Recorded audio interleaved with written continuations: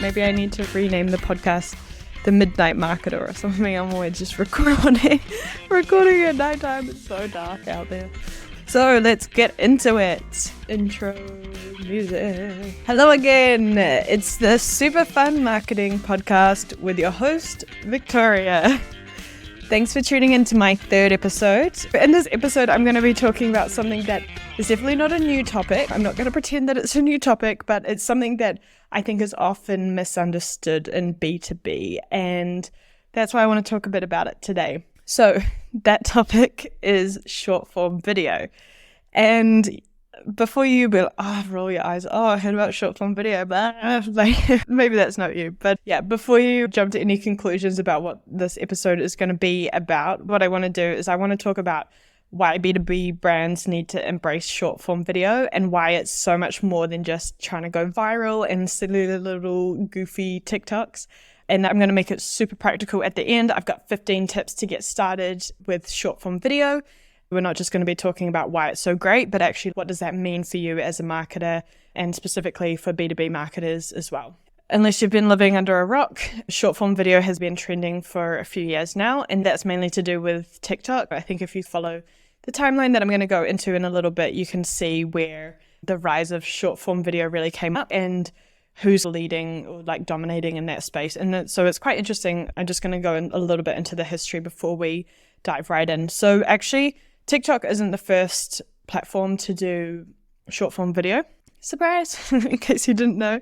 But maybe a few of you, especially those millennials, maybe you remember a lovely little short form video platform called Vine. Rest in peace, Vine. Vine was actually launched in 2013 and people could upload 6-second videos that just looped until you skipped off. So similar to with TikTok. When it finishes, it just keeps going. But then it was discontinued in 2016, so it had a pretty short lifespan. But some of the viral moments that came out of Vine are still around. And I don't know if you've ever done this before, but every now and then I love to just go on YouTube and look up best viral moments from Vine. There's actually a lot of meme moments in there that you might have heard of before and maybe you didn't realize that they came from Vine. Maybe you're familiar with some of these phrases. Look at all those chickens. I smell like beef and free shavakadu. Maybe you've heard of those before, but those come from Vine. Then in the 2010s, Snapchat came about. So that was launched in 2011. And then shortly after, Instagram released Instagram video in 2013, and then later on they introduced Instagram stories, which also allowed for video, short form video in 2016. Little side note, I'm not sure if anybody remembers IGTV from Instagram. I feel like that was a very short-lived kind of thing. That's gone now as well. But then TikTok was launched around 2017. And then in 2018, TikTok actually merged with an app, Musical.ly, but it's musical.ly, which was a very popular social media platform where people would lip sync and dance. That was first launched in 2014, but they merged with TikTok in 2018. Originally then it was just 15-second videos. And I think a lot of what we think about TikTok as a platform, so the lip syncing, the dancing, that really came from the strength of the Musical.ly platform as well. Even some of the big TikTok stars were big on that platform as well. Similar to what happened with Vine, those people brought their audience to that platform as well. Then in around 2019 and 2020, this is when TikTok really started to take off internationally as well. So a lot of celebrities joining it. And then the other competitors really started to notice what was happening. And then that's where we see from 2020, it's quite a quick development from there into short form video basically becoming the thing. So in August 2020, Instagram released Reels, and this was their version of basically what TikTok was doing. Reels still around now, but when they were first introduced, they were only 15 seconds long, similar to what you could do on TikTok. Then about 6 weeks later, in September 2020, YouTube released Shorts, which were 60 seconds long. So this was the longest of the three. TikTok and Reels were still at 15 seconds, but Shorts went to 60 seconds, and they're still there now as well. So over the past couple of years, TikTok and Reels have allowed for longer and longer short form video. So Reels now, you can upload up to 90 seconds. Like I said, Shorts still 60 seconds.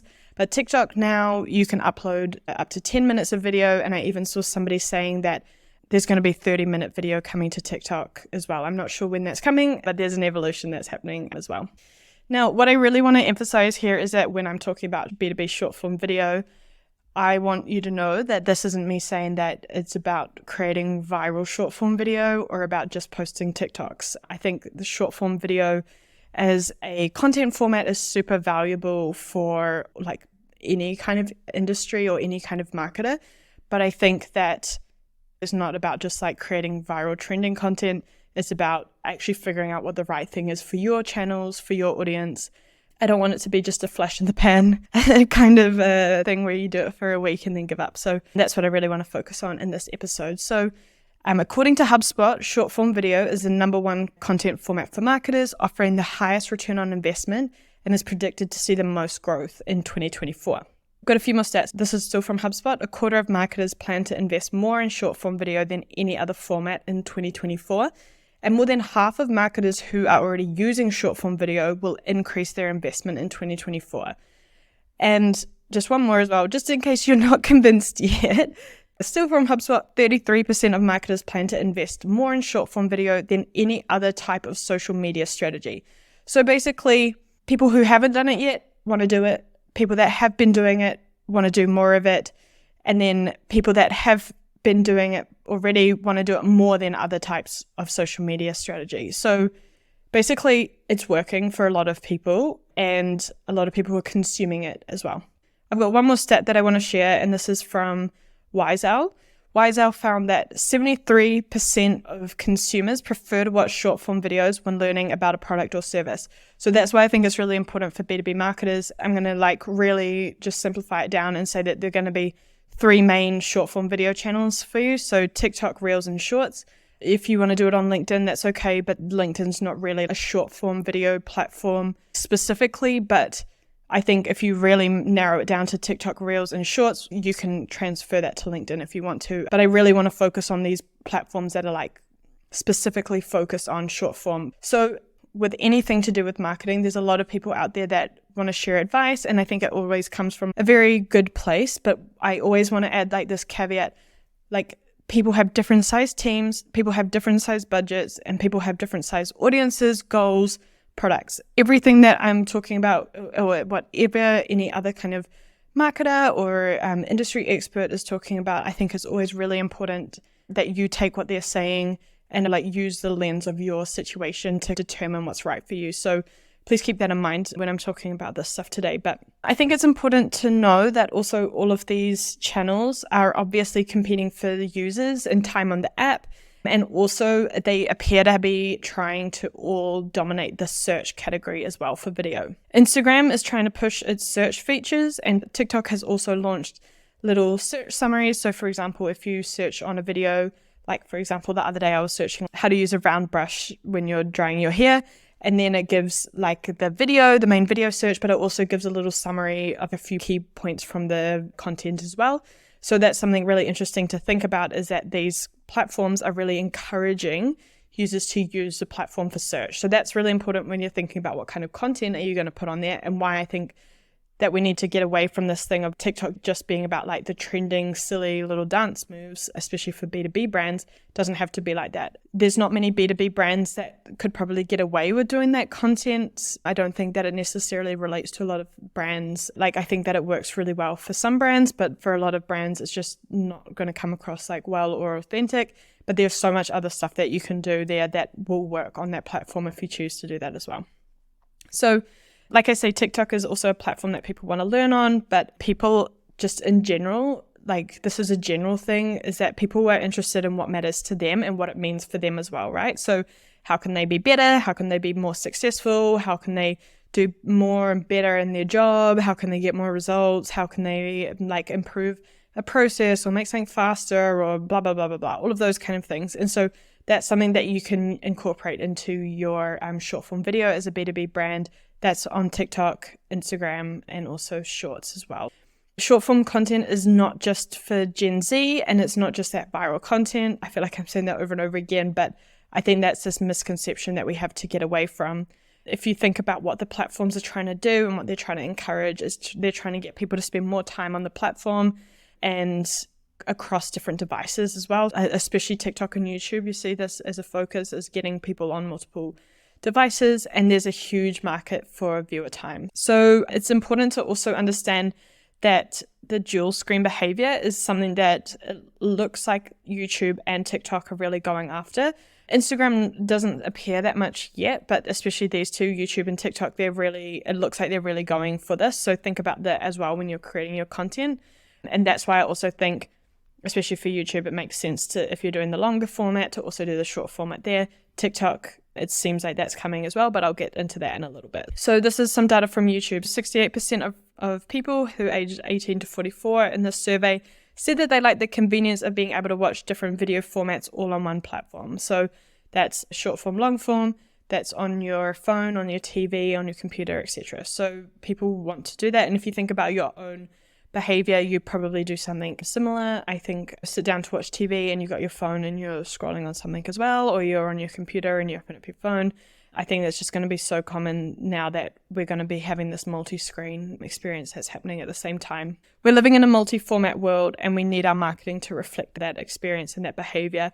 And so YouTube is going from the longer format into pushing the shorter format, whereas TikTok, they're going the other way. TikTok has started with the short form and they're making moves to be going for the long form.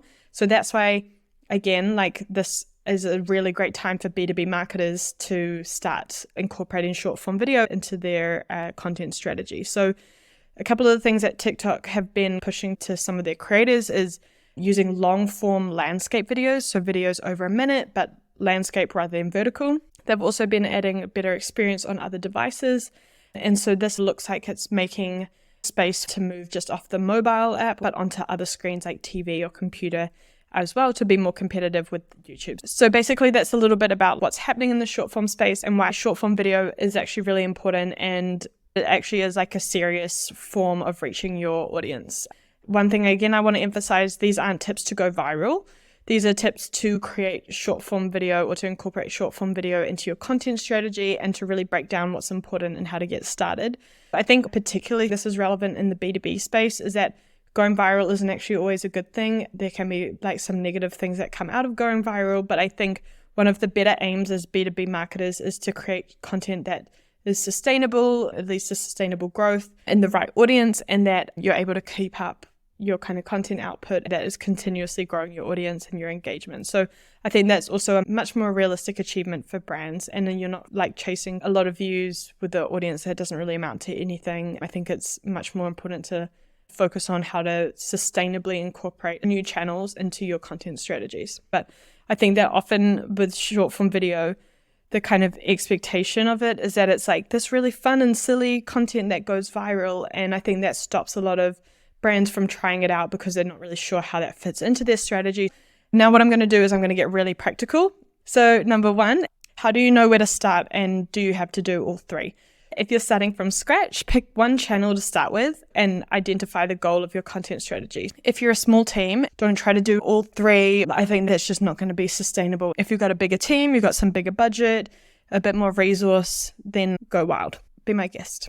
Like I said before, the knowledge of your own audience is really important, and it's always harder to start something completely from scratch, start a new channel completely from scratch. If you're already posting on YouTube, for me, it is totally a no-brainer that Shorts is where you start. Or if you already have a really big following on Instagram and you have a super engaged audience there, then Instagram is a really great place for you to start then, rather than trying to start something completely new on TikTok, for example. Again, bear in mind, like, do what you think is best for your audience and the content that you're creating as well. But those are like how I would look at the situation. So Shorts, why I think Shorts is, especially for B2B brands who you probably already have at least like some form of content on YouTube happening. Shorts has around 70 billion daily views at the moment. In my last episode where I was talking about 2024 trends, I think I said 30 billion daily views, but that was the number from 2023. And that actually the more recent number that was just been released is 70 billion daily views. That's huge, 70 billion daily views on Shorts. In my previous episode, I was talking also about how the creator of Blogilates, Cassie, who started her channel in 2009, started doing shorts at the beginning of 2022 and has gained more than half of her lifetime views since starting on shorts. So this isn't just a story just from her. I've heard this from other creators as well. And I'm going to come back to this a little bit. But on shorts, if you've already got your long form content, say you're creating like little clips from that, you can link your shorts to your long form content as well on the actual video. So it's a really nice platform experience for your users as well. And then think about your goals. So are you trying to educate your buyers with this content? Are you trying to create brand awareness, or a little bit of everything? And then think about what other content you already do and what you already create, and also what resonates with your brand. According to research from Molly, 57% of Europeans are using YouTube for product research. So especially if that's your focus as a B2B brand, is to help people like through the funnel and make their decision, YouTube is a really great place to start. So this is how you start.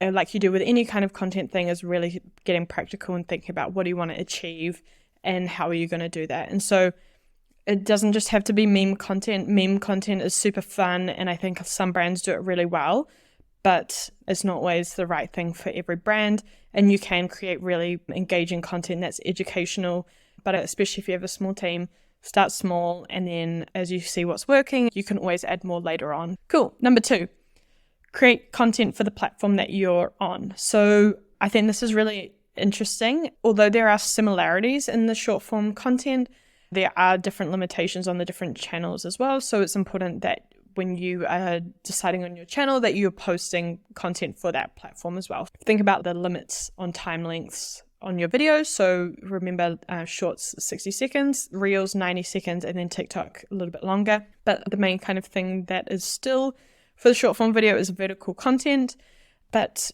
sometimes you can see like a bit of a different visual language on these ones. So sometimes the captions look different. People that are editing in TikTok have a certain kind of font. Have a look at what platform you're creating the content for and make it look like that as well. There are a few subtle differences, but I think it creates a bit more of a natural kind of experience as well, rather than, for example, just cross-posting with the TikTok little watermark floating around on Reels or something. That doesn't look very great. So into my next point, which is start with repurposing your long form videos. So this is a really great place to start, and you can create these like 30 to 60 second clips. On TikTok, for example, you could go up to 2 minutes. Some people would at a stretch say 3 minutes, but personally, I think by that stage, if you're going 3, you might as well go 5, and then you might blah, blah, blah. So it's not really short form anymore. The main thing here when you're repurposing your long form videos is to think about what part is helpful for your audience. So thinking about search. And so this could be like educational, it could be how-tos, it could be explainers. And if you're thinking about using shorts, you can, if you've got the long form content version on YouTube, from your short, you can link to the full version for people to check out more as well. Still, a podcast is a really great content factory for a lot of B2B brands, and works really well, especially because you niche down into your audience and you're creating content that's really helpful and specific for your audience. But then you can cut this down into different formats. So you've got your long format, you can do your short format, but then you could also create a blog, etc. And when you're doing your long form videos, if you are going to repurpose this later on, think about filming in a format that means that you could repurpose it into square, portrait, or also your landscape formats, depending on how you're going to be using that content. It's easier to start from the start and do it that way. You can just put an easy crop on it. You can, of course, if you're moving around or whatever, then you can also make that work afterwards, but it just takes a little bit more time. And then incorporate this repurposing just into your kind of content plan, into your campaign assets, create a bit of a library that you can repurpose and you can reuse. And one thing that I like to do is if I'm editing the long form is I try to identify as I'm doing that long form editing already what some of those key moments could be from the outset. But what you can also do is if the video is already up on YouTube, you can have a look to see which parts were interesting to your audience, and maybe you might want to use some of those for clips as well. Alrighty, on to number 4. You need a strong opening hook. So like you do for any kind of content, copywriting, social post, etc. But for video, it's literally like the first 2 seconds, maximum 6 seconds if you're lucky. But you need to keep your videos visually engaging. So you need to have movement, cuts, visuals, just a person talking on a white background, not really moving. It's not going to be super engaging for a lot of people. You need to have, in the short form video, stuff that literally makes people stop scrolling in the app and want to find out more. And that's not just the content, it's the visual, what's going on as well.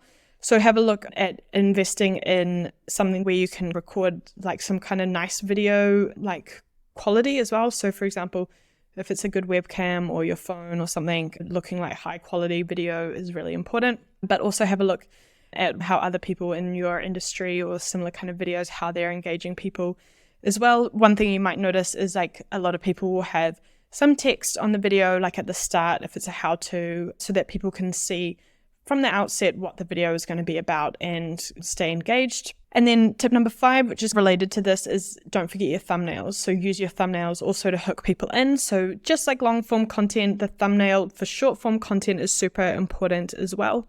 Not only just for how it looks on the app, on your profile, but also for getting people to stop and engage with your content as well. So thumbnail, really important. You can also make it look nice and consistent on your feed as well if that's what you're into. Number 6, don't just follow what's trending. Think about what's actually valuable for your customers and your audience. If it doesn't align with your brand, don't try to compromise your brand just for what's trending on a certain channel. And then this is kind of related, but make sure you get to the point in your video. Don't just tease and like direct people to another source, like to actually get something out of it. I think it's really good to give value in the bit of content that you're doing. It can be harder in short form content, but you can definitely do that, whether it's like a bit on the edutainment kind of side, or however you want to say it, education, I don't know, the entertainment, education side of things. That's okay, but don't just leave people hanging, and make sure your videos are actually helpful.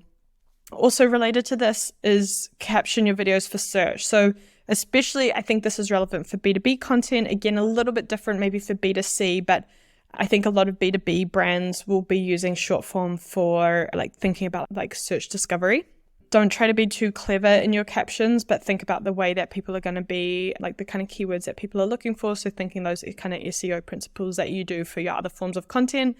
You don't necessarily need hashtags. You can use them if you want to, but again, like keywords in your captions for search, I think is really powerful as well. And don't just send people to the caption for the answer. That kind of pisses people off a little bit. So make sure that the caption complements the video. It doesn't have all the secrets of the video as well. It's also a nice way to sum up what you're going to be talking about in your video for people as well.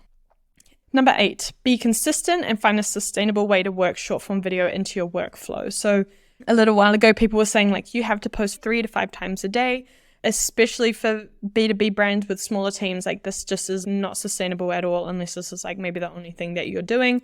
But I think instead what's more important is to focus on creating content that is useful. I think also creating content that has a longer lifespan. Again, like that is something that's quite difficult on these platforms. I'll talk about that in a little bit more as well, but the lifetime on these platforms. But if you're thinking about search and how your buyers are like researching and shopping for products, I think that is something that creating content that's actually helpful for them is more valuable than that kind of just like churning out weird videos just because somebody said that's how many you need to have.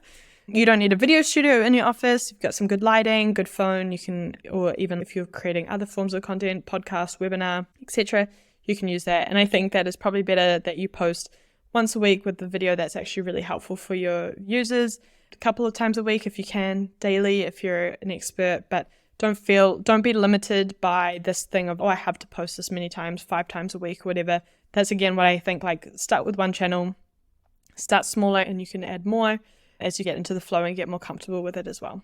Number 9 is, for me, quite an interesting one, as well as use a software that you feel comfortable with. Use software that really helps you to create good content as well. So just a few that you could use, for example, Descript, InShot, there's like Veed, Motionbox, Canva, there's a few other kind of ones. You could create in platform or edit in platform, like within TikTok or Reels, but also within these kind of linked ones like CapCut is one that TikTok users often use as well. For me personally, I like to use Descript as stuff that has like longer form content that then I'm making short form content from it. Or if it's just like short form content on its own, then I like to use InShot. You can do a lot of free editing on there. There's a few other like premium features that you have to watch an ad to be able to use, or you can pay for a subscription. I think I pay $3 a month or $4 a month or something so that I can do captions. But that's what I create most of my short form video with. It's not connected to the long form version as well. I find it quite easy to use. Some people think that creating in platform has better results. Again, I think that if you are starting out with making content, I think it's better just to try using a platform that you feel comfortable with. Maybe it's something where you can like confidently save it and then come back and finish it off later. which might be like an external channel. Find what works for you. And maybe there's already software that your team is using, and maybe you want to have an app on your phone rather than doing it on the computer. And those are a few of my kind of favorite ones there. And then number 10, look at your analytics. So look at shares, saves, comments. Those are good things to look at. Views, of course, is a good one to look at. There is a TikTok conspiracy about if you leave the app versus stay on the app straight after posting. There's two camps. Some people think that if you quit the app as soon as you posted your TikTok, you're going to get more views. Other people think that if you stay in the app after you post, you're going to get more views. But one of the big things with Reels and TikTok, if you're looking at your views, they tend to peak quite quickly. So within an hour or two of posting, some people, and especially if you've got on the For You page, will be within 15 to 40 minutes. That's when your content really peaks on Reels and TikTok. And then you might have a really sharp drop off. It'll stop basically like straight away. And then maybe you get one or two like over time. But then for shorts, which is kind of similar to how other YouTube videos work, is almost the opposite, where it could take hours before you see the first kind of views. And then after that, around 6 to 12 hours is the sweet spot for shorts. And it tends to carry on a little bit longer after as well. Whereas Reels and TikTok, you might not see any more views on your video like the day after posting, which is quite good to know how it works on the different platforms as well, just so you're setting your own expectations and don't feel too bad if you see a sharp drop off straight away. TikTok is also a funny one because people like to say that they're in like the 200 views prison. A lot of people get stuck in the 200 or 300 views prison. That can happen if your content isn't necessarily like super engaging or it's not really getting in front of the right audience. So if that's happening, don't be discouraged. Just keep trying different things. And maybe again, this is like a little conspiracy theory, but sometimes on these channels, when you first start posting, you get like a real big spike at the start, I think, to try and get you to keep going. So if that does happen to you, don't be discouraged, just keep going. And yeah, look for those other kind of metrics to see like how your audience is actually engaging with it. Are they commenting? Are they sharing it? That's also really, or saving it as well. That's also really interesting to look at. Then 11, immerse yourself in that platform. Engage with comments, complete your profiles, follow similar people. So this is immerse yourself in that platform that you've committed to and really invest into making that channel the best that it can be. So this is again why I think start with one and then grow from there.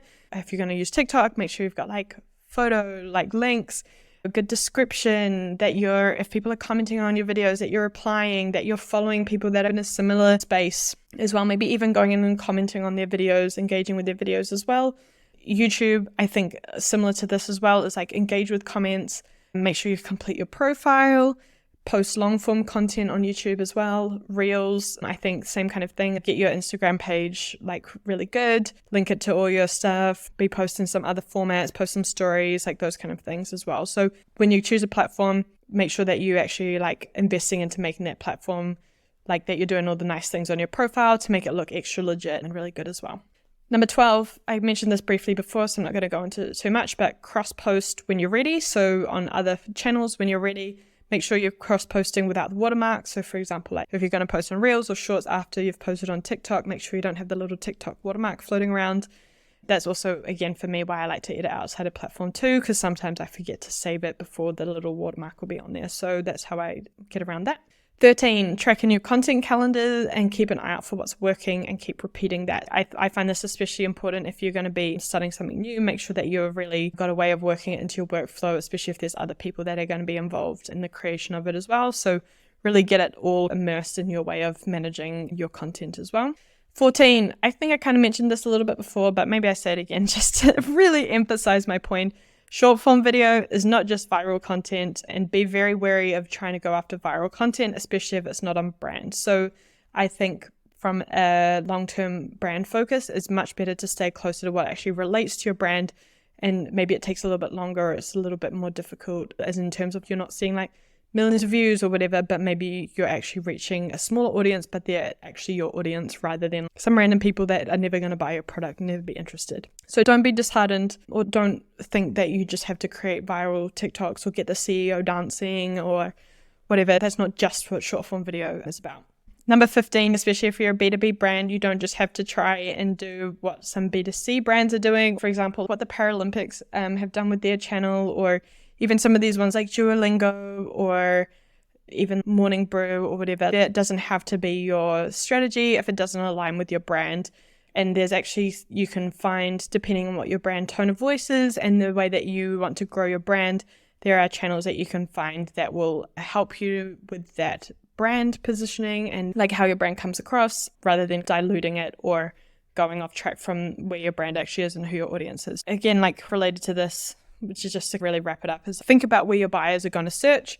What do they want to learn about? And you can really start there with your short form video strategy. So those are my 15 main tips for getting started with short form video. I hope that they're practical enough. I think when you're starting any new kind of content strategy, I think a lot of it is trial and error. You can obviously do a lot of research and you can talk to experts, but like you do just have to really get into it and get started and figure out what's working. Don't try to do too much too fast.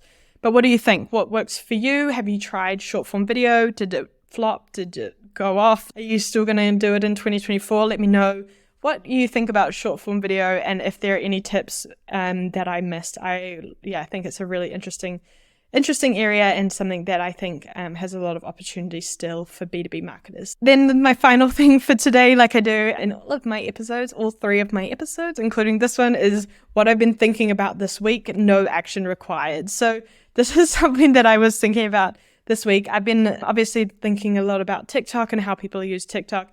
And this is very loosely connected, but very much connected as well. So sometimes I wish that I didn't like coffee as much as I do, or I didn't care about coffee as much as I do. And I know that this is the most millennial thing to say ever.